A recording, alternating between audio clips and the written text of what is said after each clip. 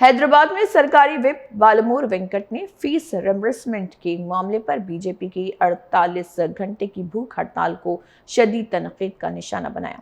उन्होंने सवाल किया कि नीट पेपर लीक, तलबा के मसाइल और साबिक हुकूमत के 8,000 करोड़ के फीस रिम्बर्समेंट बकायाजात के वक्त बीजेपी ने एहतजाज क्यों नहीं किया। बालमूर वेंकट ने कहा है कि वज़ीर आला रेवंत रेड्डी पहले ही ऐलान कर चुके हैं कि नए तालीमी साल से फीस रिम्बर्समेंट ग्रीन चैनल के जरिए बराह रास्त तलबा के अकाउंट्स में अदा की जाएगी, जबकि 300 करोड़ एडवांस भी तैयार रखे गए हैं। उन्होंने इल्ज़ाम लगाया कि बीजेपी का मौजूदा एहतजाज सियासी मकसद के तहत है और अवाम इसकी हकीकत देख रहे हैं।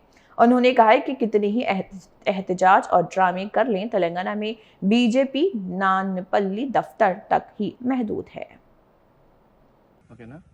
ఫీజు బకాయిలు బీజేపీ లడాయి అని చెప్పి బీజేపీ పార్టీ రాష్ట్ర అధ్యక్షుడు రామచంద్రరావు 48 గంటల దీక్ష చేస్తుండంట. మరి భారతీయ జనతా పార్టీకి అసలు విద్యార్థుల గురించి దీక్ష చేసే నైతిక అర్హత ఉందా ఒకసారి ఆలోచించాలి.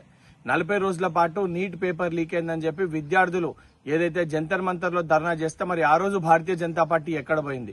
ఇదే నరేంద్ర మోడీ గారి ఇంటి ముందు రాహుల్ గాంధీ, ఖర్గే గారు, కాంగ్రెస్ పార్టీ ఎంపీలందరూ కూడా ధర్నా చేస్తే కేంద్ర విద్యాశాఖ మంత్రి రాజీనామా చేసిండు.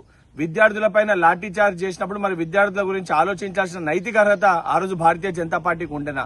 ఇవన్నిటినీ పక్కన పెట్టి 10 ఏళ్ల బీఆర్ఎస్ పరిపాలనలో పేపర్ లీకులు, inter paper leak, 10th paper leak, విద్యార్థులు ఆత్మహత్యలు చేసుకుంటే మరి ఆ రోజు బీఆర్ఎస్ పార్టీ పైన భారతీయ జనతా పార్టీకి మరి పరుపులు దొరకలేదా దీక్ష చేయనీకి అని చెప్పి నేను ప్రశ్నిస్తున్నా.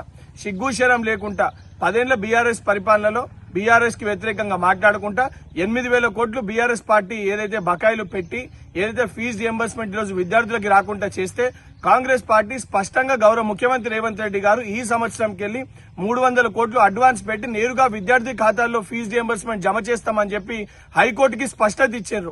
స్పష్టత ఇచ్చిన తర్వాత కూడా ఈ రోజు రామచంద్రరావు ఈ దొంగ దీక్ష చేస్తున్నంటే ఇది దేనికోసమో తెలంగాణ ప్రజలందరూ గమనిస్తున్నారు.